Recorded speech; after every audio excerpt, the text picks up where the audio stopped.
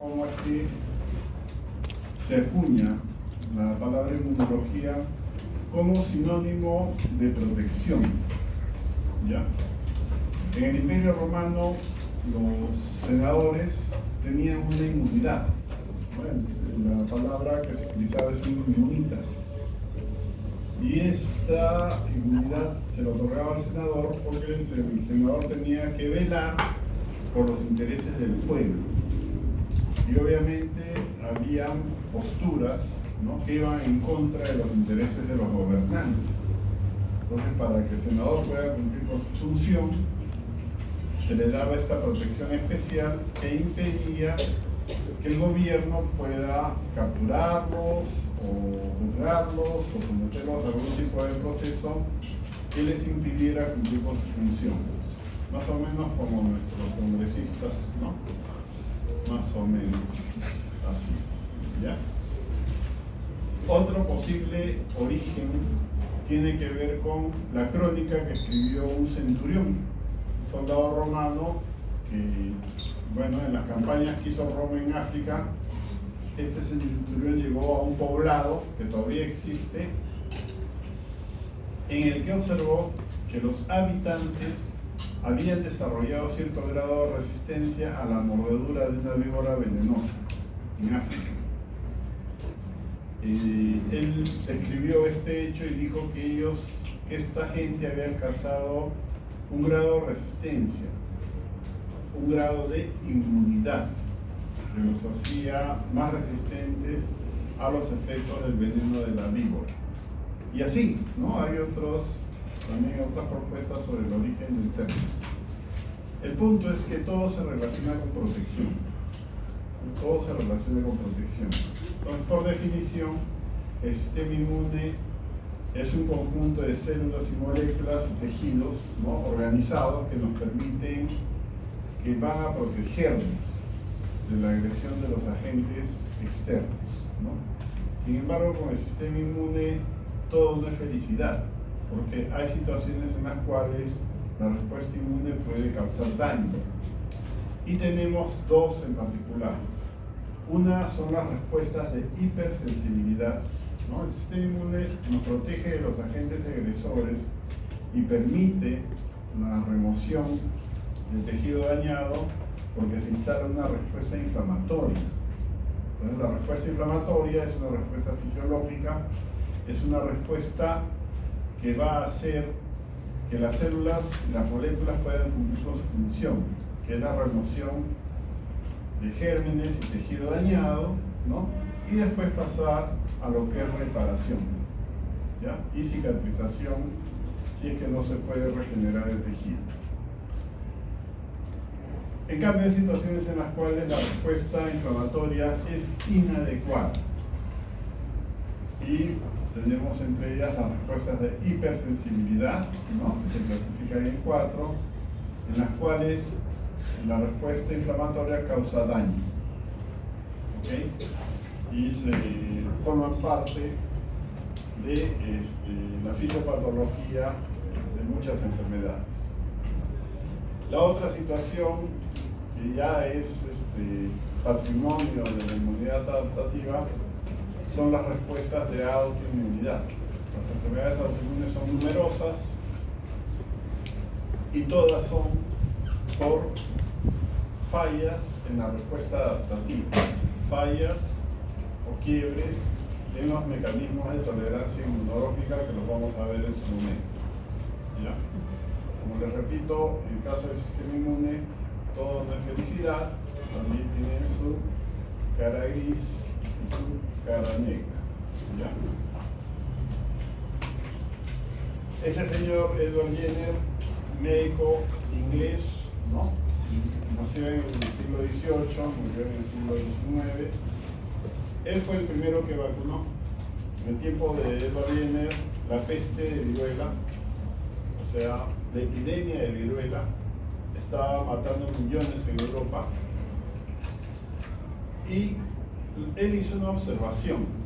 Él observó que entre los ganaderos cuyas vacas habían tenido viruela vacuna, la incidencia de viruela humana era menor.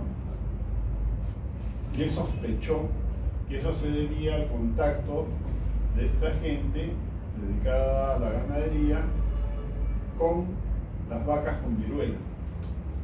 Así que, lanzada la hipótesis, se puso manos a la práctica. La viruela es una enfermedad exantematosa, ¿no? Las erupciones, las pústulas se van a presentar tanto en la piel como en la mucosa, y eso mata. La viruela, bueno, que estaba presente en los tiempos en que Edward Jenner vivió, fue motivo de su experimento, que consistió en, no vamos a decir pedir consentimiento informado, ¿ya? Lo que hizo fue tomar a un niño y este niño comenzó a inocularle pústula de viruela vacuna. Sacaba la pus a las vacas y se le inoculaba al niño. Cuando él estuvo seguro de que el niño ya estaba protegido, obtuvo pústula de viruela humana y también se le inoculó al niño. El niño no se enfermó. El trabajo lo publicó, lo presentó a la Real Academia de Medicina de Inglaterra y en la Real Academia de Medicina lo trataron como un padre, ¿no? Al final tuvo que irse a Inglaterra, se autoexilió en Francia donde murió. El punto es que más adelante el trabajo de Edward Jenner fue considerado, ¿no? Fue reconocido y a Edward Jenner se le considera el padre de la inmunología, por el aporte principal que tiene la inmunología a la humanidad, que es la vacuna. Aunque a los antivacunas les duela, las vacunas han protegido y han cambiado el perfil epidemiológico del mundo. La prueba está en las cifras, ¿ya? Estas son estadísticas norteamericanas, estadounidenses. Tienen que tener en cuenta la población de esos años, ¿no? En el año 1921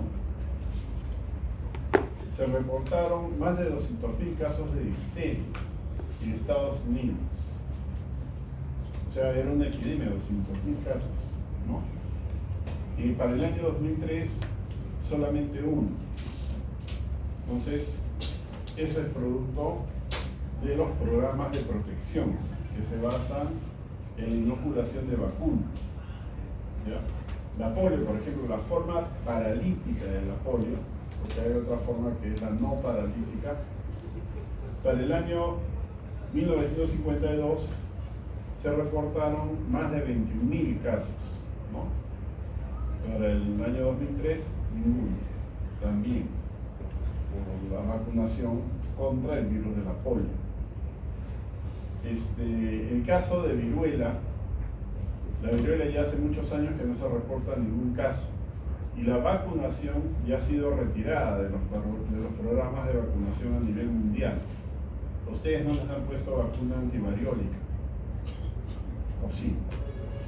No, ¿no es cierto? Si no, pregúntenle a Papito Corazón, a Mamita Corazón, si le pusieron la vacuna antivariólica. No, yo sí la recibí. No hay casos de viruela y la viruela se considera una enfermedad erradicada, ¿ya? Aún se conservan dos cepas, una está en Rusia, la otra está en Estados Unidos. Y bueno, yo me imagino que la guardan porque también sirve como arma biológica, ¿no? Y más en una población no vacunada, ¿no es cierto? O sea, ustedes, ¿no? Ya. Son elementos de control político mediante el terrorismo inmunológico. Y así por el estilo, ¿ya? Hay muchas enfermedades transmisibles que están siendo controladas por los programas de vacunación. Entonces, el sistema inmune tiene dos componentes, la inmunidad innata y la inmunidad adaptativa. La inmunidad innata es un tipo de protección que no requiere, que tiene el sistema de barreras como uno de sus principales componentes. El sistema de barreras no requiere activarse, ya está protegiendo. Y el sistema de barreras está constituido por dos elementos, la piel y las mucosas. Ahora, la piel y las mucosas no es solo la barrera, tienen otros elementos que forman parte de ella, ¿no? Por ejemplo, en la piel se liberan diferentes tipos de moléculas y ácidos que mantienen a raya a los gérmenes que tratan de colonizar el organismo, ¿ya? También albergan gérmenes que forman parte de la flora, ¿no? De la flora de la piel, que también controlan a otros gérmenes patógenos. Lo mismo pasa en el sistema inmune, en las mucosas. Las células de la barrera mucosa, en el árbol respiratorio, por ejemplo, es harto conocido que tienen las cilias, y el movimiento ciliar permite ir empujando el moco, ¿no? Y el moco se encarga de capturar los gérmenes para evitar que estos se vayan a sentar en el epitelio. Por eso es importante tener al sistema de barreras sanito, ¿no? Por ejemplo, algo que causa daño a la piel es el agua caliente. Ahora que se acerca el invierno, ¿no? Y me imagino que acá hay algunos que les gusta convertir la casa en un sauna, ¿no?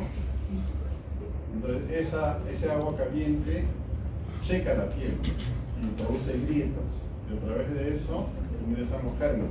Entonces, después del agua caliente debe venir la crema hidratante, ¿ya? La crema hidratante corporal, para mantener la piel en buen estado. Pero en el caso de la mucosa, en la mucosa respiratoria, por ejemplo, el hábito de fumar destroza las vías del epitelio mucoso, ¿no? Y permite que los gérmenes asciendan con facilidad. Bueno, entonces tenemos barreras físicas, barreras químicas. El pH del estómago es considerado una barrera química. En el intestino, en el colon, la flora comensal. La flora comensal es un elemento que es muy eficiente capturando o captando nutrientes, de suerte que entra en una competencia. Entra en competencia con los patógenos por nutrientes, que son menos eficientes, ¿no? De esta forma pueden mantener controlados los gérmenes que nos pueden causar daño. Además de las barreras, tenemos células y moléculas. En el sistema inmune innato, hay un grupo de las células más características son las células fagocitas, ¿no? Y hay un grupo que llaman células accesorias, pero no es así, son células que tienen un rol central también en la respuesta inmune inicial. Bueno, dentro de los fagocitos, la más popular es el fagocito polimorfo nuclear, es el más numeroso, ¿no? Esta célula se caracteriza porque tiene una capacidad degradativa muy grande, ¿ya? Y es la que popularmente forma los llamados infiltrados inflamatorios agudos. Además, tenemos otras células fagocíticas más especializadas, como los macrófagos, ¿no? Que es un fagocito profesional, presenta los antígenos que fagocita en moléculas HLA clase 2, ¿no? También está la célula dendrítica. La célula dendrítica es un fagocito especializado en la presentación antigénica y en la activación de linfocitos T. Bueno, está la otra población de células, donde están los eosinófilos, los mastrocitos, ¿no? Los basófilos, las plaquetas, que también van a tener un rol en la respuesta, en los inicios y en el sostenimiento de las respuestas inflamatorias, ¿ya?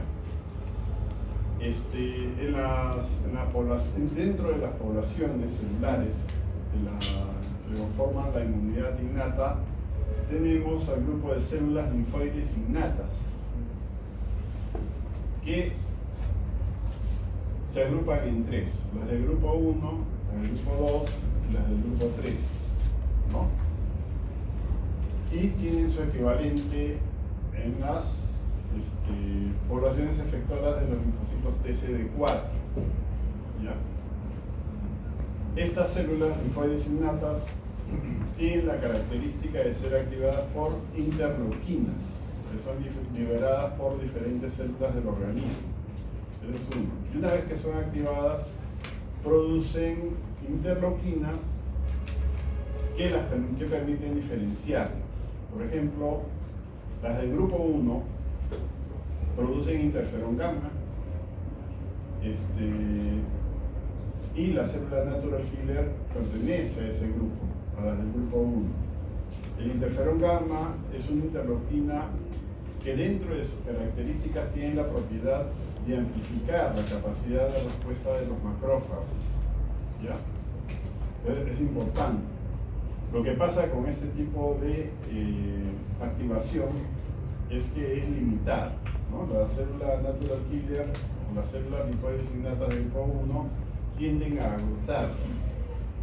Y si se requiere producción de interferón gamma, entonces tienen que venir los linfocitos especializados, que en este caso serían los linfocitos Helper-1, que van a sostener la respuesta inflamatoria el tiempo que sea necesario.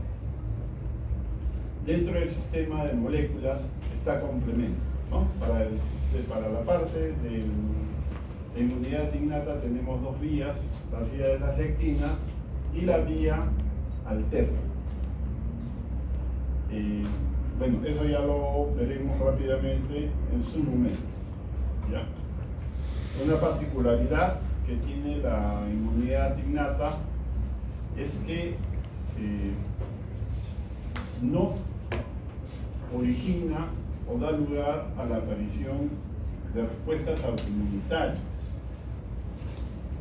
Las células de la inmunidad innata o los receptores de la inmunidad innata no reconocen secuencias moleculares que son expresadas por las células sanas.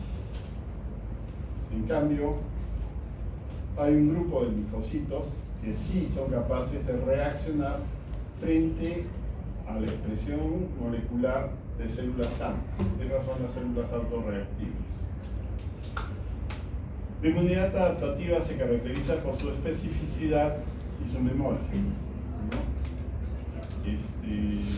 Bueno, si acá a ustedes les pido que hagan un dibujo de Dina Boluarte, ¿no? Cada uno va a hacer su dibujo, ¿no es cierto? ¿No? Van a haber 75 dinas, ¿no? Cada uno va a tener una dina. La pregunta es, ¿todas las dinas Boluarte que dibujen van a ser iguales? No, no. Algunos tendrán el dibujo será muy prolijo, el dibujo será digno de un estudiante de Bellas Artes, ¿no es cierto? Con mucho detalle, mucho acercamiento al original, y otros serán trabajos que parecen de preescolar, ¿no? Ya tendríamos los extremos, pero cada uno ha dibujado a Dina, ¿estamos de acuerdo? Es Dina, pero cada uno ha dibujado a su Dina. Podemos diferenciar. Cuando el linfocito se activa, puede hacer 100.000 millones de recombinaciones posibles. 100.000 millones, o sea, tendríamos el aula con 100.000 millones de alumnos dibujando 100.000 millones de dinas. ¿Ya?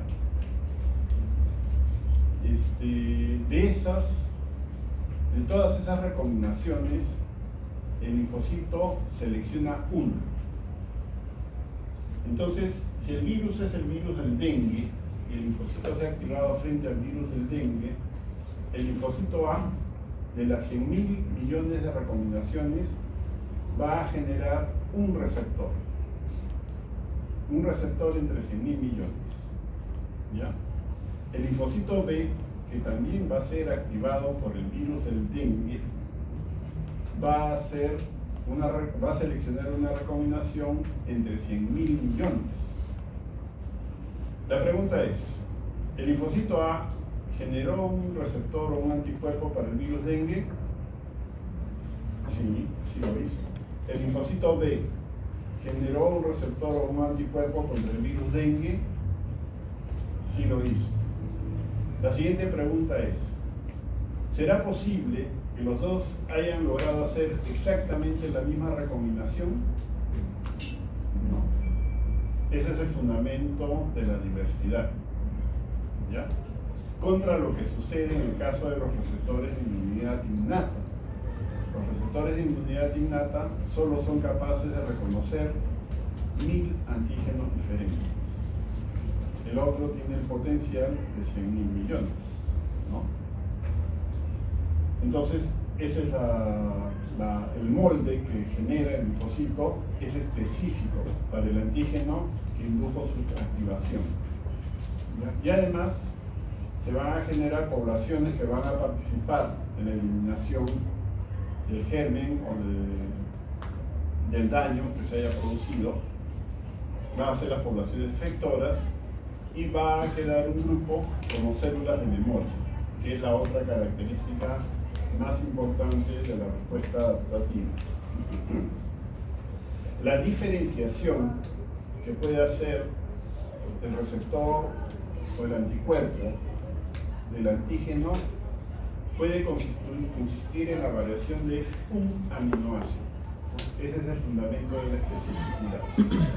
Si cambia un aminoácido, entonces ya sabe que es una molécula diferente, por lo tanto, es un germen diferente. Bueno, en la gráfica está lo que acabamos de comentar, ¿no? En inmunidad innata tenemos el sistema de barreras, las células que lo conforman, que ya les expliqué, y dentro de los sistemas principales, en cuanto a sistemas moleculares se refiere, el complemento. Y en la inmunidad adaptativa, bueno, los linfocitos son las células que componen este sistema, y una vez que son activados, la molécula representativa es el anticuerpo. La inmunidad innata, si ustedes ven acá, este es un macrófago, ¿ya? Y el macrófago está activando a un linfocito T. El linfocito no se activa solo. El linfocito necesita un colaborador. Y ese colaborador va a ser un fagocito profesional. Si es virgen, quien lo va a activar es una célula dendrítica. La célula dendrítica que activa al linfocito virgen y lo hace en el órgano linfoide secundario,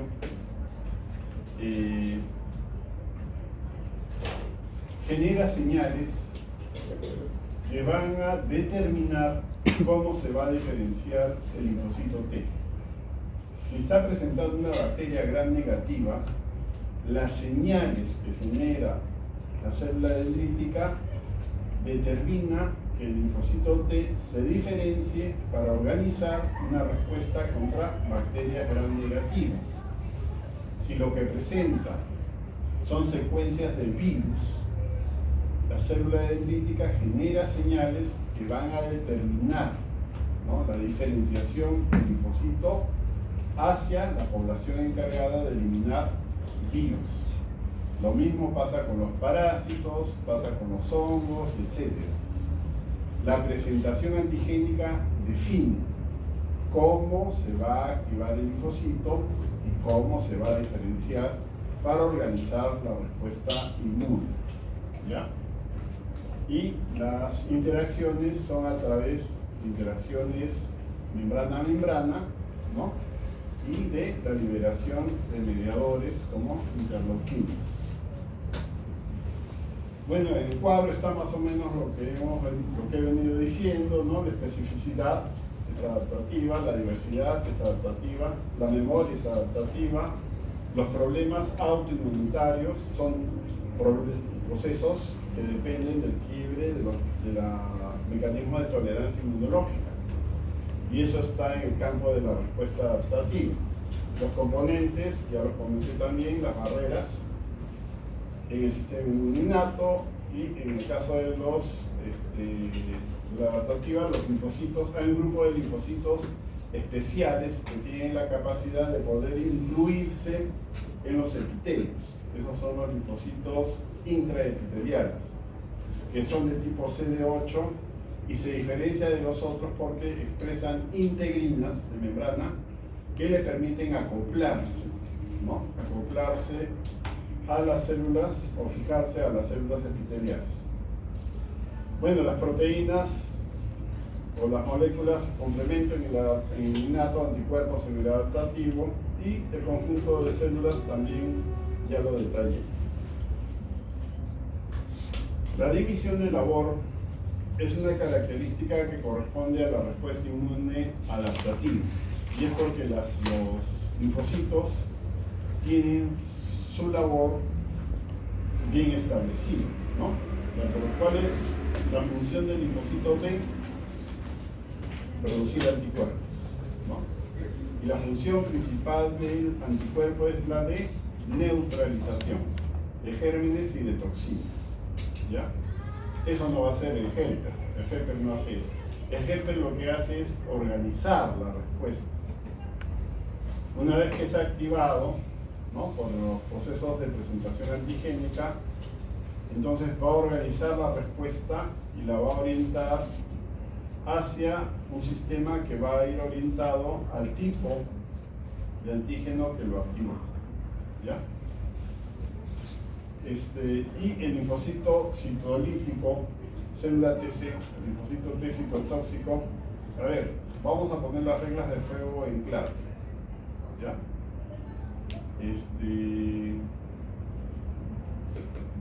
En clase, lo único que les prohíbo terminantemente es conversar, porque me desconcentra, me pone de muy mal humor, además es una falta de respeto. Eso es lo primero. Lo segundo, ya a esta hora ya estamos cansados, ¿no? Algunos viven en los conos y están pensando en cómo se van a movilizar si el doctor se va con la clase hasta las 11 de la noche. ¿Qué puede pasar? ¿Ya? Lo que les permito es dormir. Por favor, duerman. Las clases son súper aburridas. Todos son moléculas, vías de señalización, células, cómo son las interacciones moleculares. Horrible. ¿Para qué me va a servir eso al momento de evaluar al paciente? Entonces, pueden dormir, a mí no me importa, ¿no? Ahí al fondo su compañero está que cotorrea, ¿no? Párate. Tú de lente, paciente. Ah, qué miedo. Y siéntate allá. Adelante. Ahí hay una silla. Está prohibido conversar. Ahí. El destino te ha guardado una carpeta entera. Ya se ha echado el otro. Y el otro también lo voy a sacar. ¿Ok? Está escondidito ahí, no me veas, pero ya te vi. Prohibido cotorrear. Ya pueden dormir, no me importa. Al fin y al cabo, cuando uno alcanza el sueño profundo, entra en frecuencia alfa, ¿no? En frecuencia alfa, el conocimiento entra por ósmosis. Ustedes alcanzan el sueño, alcanzan la frecuencia alfa, yo me puedo dar por bien servido. ¿Okay? Y ya, ¿en qué estábamos? En el citotóxico. El citotóxico, lo que hace es eliminar células al reconocer las secuencias antigénicas en las células que expresan el antígeno. ¿Ya? Hay una eliminación específica de la célula infectada o de la célula transformada como las células tumorales. La respuesta innata, ya lo hemos ido adelantando, es la primera línea de defensa, ¿no? Colabora con la activación del sistema inmune adaptativo mediante la presentación antigénica y posee un grupo de receptores especial que son los receptores de reconocimiento de patrones o receptores para PAM. Las moléculas PAM, los patrones moleculares asociados a patógenos, ¿no? Son secuencias moleculares que se han mantenido idénticas, invariables, a lo largo de miles de años, de miles de millones de años de evolución. Son igualitas, ¿ya? Además, esta secuencia molecular es compartida por millones de gérmenes. Todos los gram negativos tienen exactamente el mismo lípido. El lípido es igualito, eso no cambia, lo que cambia es el carbohidrato. El lípido es el PAM. El lípido es el PAM y eso es lo que reconoce el receptor para PAM o receptor de reconocimiento de patrones. Estos receptores para PAM son de línea germinal. ¿Ya? Cuando yo les pregunto ¿qué es línea germinal? Los receptores de línea germinal son receptores no clonales, ¿no? Pero hay un buen grupo que para entender eso tarda más o menos 20 minutos que ahorita no tenemos, ¿no? Para explicar. Entonces eso lo vamos a hacer en seminario mejor, porque les toca en la segunda reunión de revisión de temas la parte de reconocimiento innato. Ahí se revisan esas definiciones, ¿ya? Lo que tienen que saber es que son de línea germinal, o sea, son heredados, están en el ADN, la secuencia molecular ya está lista para ser transcrita, ¿no? Que es diferente a lo que pasa en el caso de los linfocitos, que el receptor no existe, ¿no? La secuencia no existe, surge por recombinación genética. Bueno, algunos componentes de la inmunidad innata, todo empieza con la respuesta que va a ser mediada por los receptores, ¿no? El receptor se va a encargar, hay receptores de membrana como los receptores tipo TOL, receptores citosólicos como los receptores tipo NOD y receptores que se especializan en el reconocimiento de ácidos nucleicos. Y acá tenemos a los receptores tipo RIG. Estas moléculas, cuando se asocian a su PAM, porque interactúan con PAM, inician las respuestas inflamatorias, ¿no? Y las respuestas inflamatorias se van a caracterizar por la transcripción de genes de citoquinas, de interleuquinas de la respuesta inflamatoria, y respuesta inflamatoria aguda e interferonas, ¿no? Tanto gamma como interferón de tipo 1. Y va a haber producción de inmunoglobulina M, eso lo vamos a ver en su momento. El punto es que como consecuencia de la actividad de estos elementos se van a comenzar a reclutar células que van a participar en la respuesta inflamatoria. Acá tenemos a los polimorfonucleares, de los macrófagos, se instala la respuesta inflamatoria y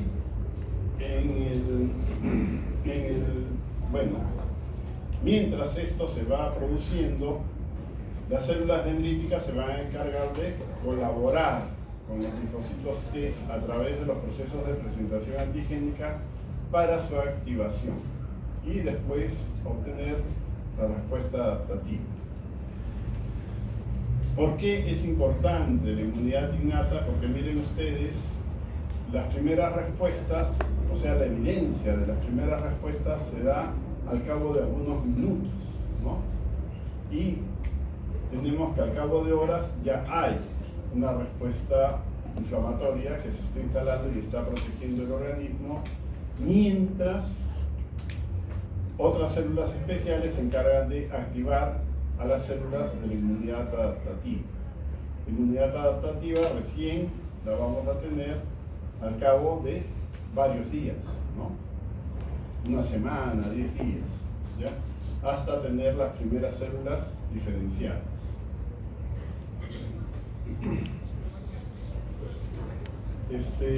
Bueno, también podemos decir que la inmunidad innata tiene mecanismos de defensas no inducibles, que son el sistema de barreras, y los inducidos, que dependen de las respuestas que generan los receptores de inmunidad innata. ¿Ya? Ya el sistema no inducido lo he explicado, piel, mucosas, ¿no? hay respuestas fisiológicas como el estornudo, ¿no? La tos, el lagrimeo, ¿no es cierto? El hecho de miccionar evitan que los gérmenes puedan asentarse y comenzar a colonizar los epitelios. ¿Ya? Bueno, esta gráfica también ya deben haberla visto en algún sitio, pero no es sino lo que acabo de explicar. Y como les decía, a la piel y a las mucosas hay que cuidarse, ¿no? Porque si no se cuidan pueden generarse soluciones de continuidad que van a permitir el asentamiento de gérmenes para causar problemas o procesos infecciosos. Los mecanismos inducidos dependen de las interacciones que vayan a tener los receptores de inmunidad innata con los PAM, ¿no? Para iniciar las respuestas inflamatorias.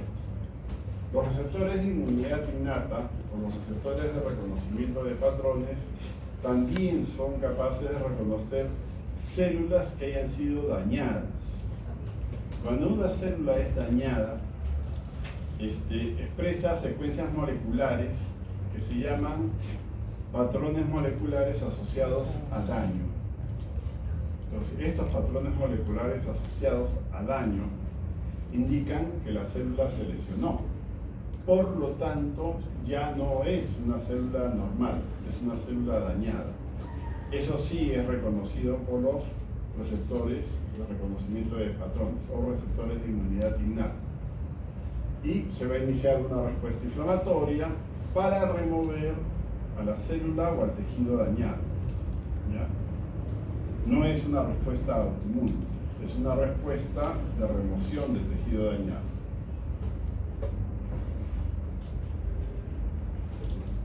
Bien, acá en el gráfico, que también está en el libro de Abbas, bueno, hacen la comparación.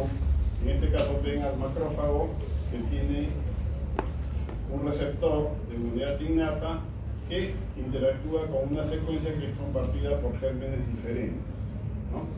Es una característica de los PAM. En cambio, para el caso de los anticuerpos y receptores de linfocitos, cada linfocito forma su propio receptor o anticuerpo que le permite reconocer de forma específica los gérmenes que han ingresado al organismo. Los receptores de inmunidad innata son de línea germinal, o sea, son no clonales. Los receptores de inmunidad adaptativa se originan por recombinación somática, no están en el ADN. Lo que tenemos es una plantilla, ¿no? A partir de la cual se va a armar un receptor. Y son de tipo clonal, o sea, solo el linfocito que recombinó puede generar esa molécula. Es patrimonio del linfocito. ¿Ya? Bueno, de los receptores para PAM ya he ido adelantando, ¿no? La definición del patrón molecular asociado a patógeno y su característica principal, que es la invariabilidad, ¿no? Además, estas estructuras son compartidas por multitudes de gérmenes, y la tercera característica es que son vitales para la supervivencia del germen. Si el lípido del lipopolisacárido cambia, la pared se forma mal, la bacteria se muere, no puede cambiar. Dentro de las características que tienen los receptores para PAM está el de la ubicuidad. Van a estar en las membranas extracelulares, intracelulares, en los fluidos citosólicos y también en los fluidos extracelulares. Esto con el fin de garantizar la interacción o el reconocimiento o la captura, ¿no?, del antígeno o del germen. ¿Ya? Algunos patrones moleculares asociados a patógenos, tenemos ácidos nucleicos, ¿no? Entre ellos, por ejemplo, el RNA de cadena doble es patrimonio de los virus principalmente. Y las bacterias y los virus tienen un ADN que es un ADN no metilado, que llamamos CpG, ¿ok? Que no tienen los mamíferos. Dentro de lo que son la expresión, por ejemplo, de moléculas de superficie de membrana, tenemos azúcares, ¿no? En las células de los mamíferos, una de las moléculas que predomina es el ácido ciálico. ¿Ya? Las bacterias no expresan ácido ciálico, lo que expresan son otras moléculas como carbohidratos de tipo mananos, ¿no? Y eso permite diferenciar rápidamente si se trata de un patógeno o de una célula propia.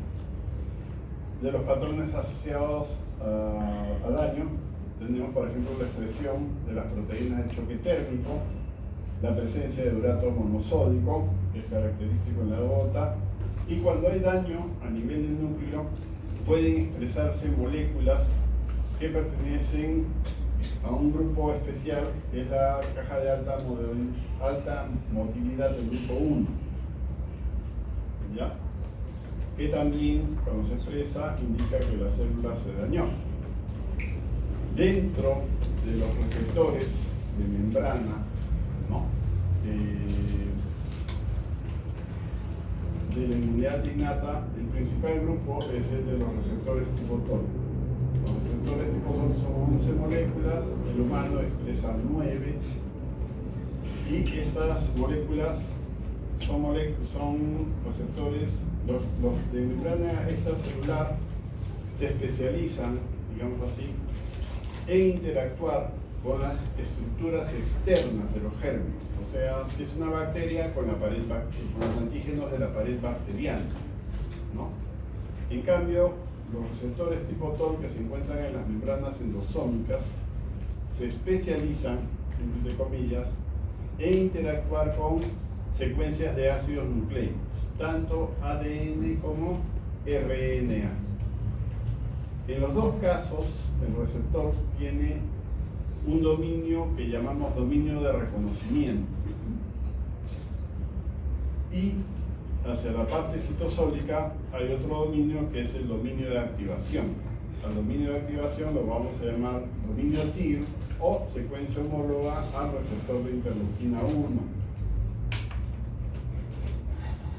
Y acá tenemos el receptor tipo TOL con sus dos secuencias, el dominio de reconocimiento, el dominio activador.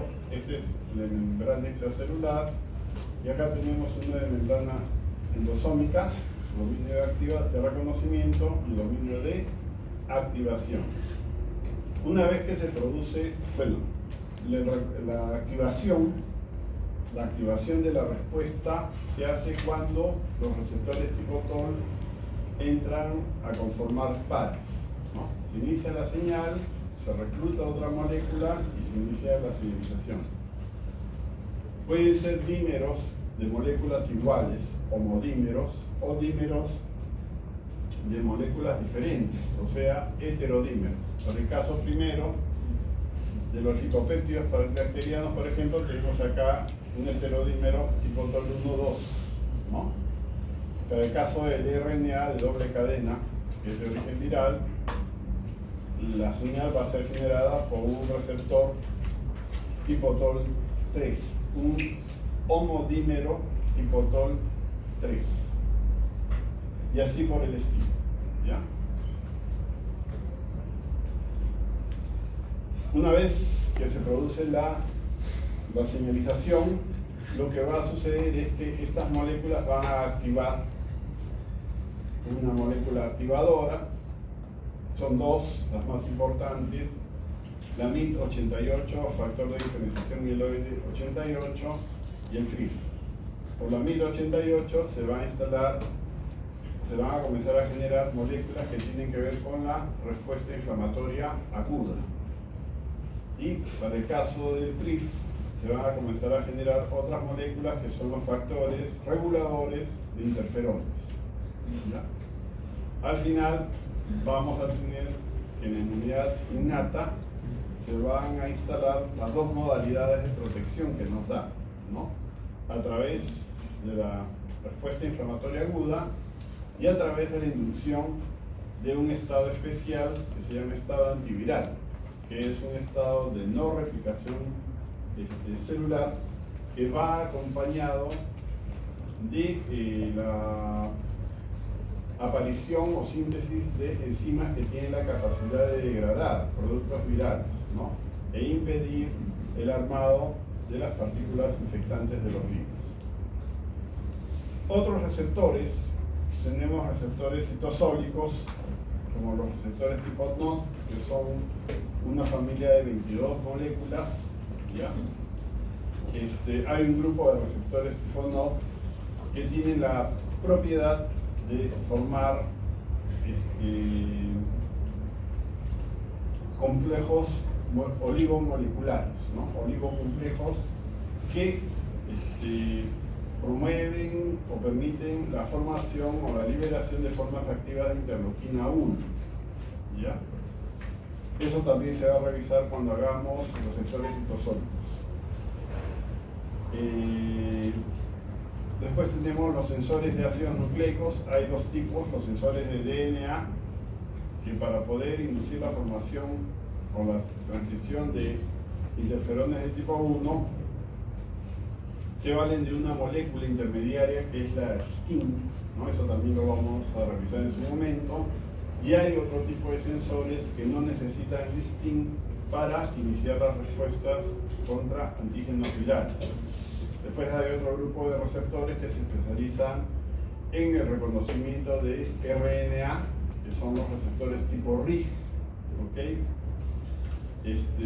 Que también terminan induciendo la formación de factores de regulación de interferones. Y por último están los receptores de lectina tipo C. Las lectinas son moléculas que tienen la propiedad de asociarse o interactuar con residuos carbohidratos y dependen de la presencia de calcio, ¿ya? Entonces, dentro de este grupo están los receptores que, por ejemplo, reconocen o interactúan con manosa. La manosa es una expresión de la pared bacteriana y es reconocido por receptores de lectina tipo C. Bien, hasta ahí llegó la reunión del día de hoy. Carmen dice que todavía no he pasado listo.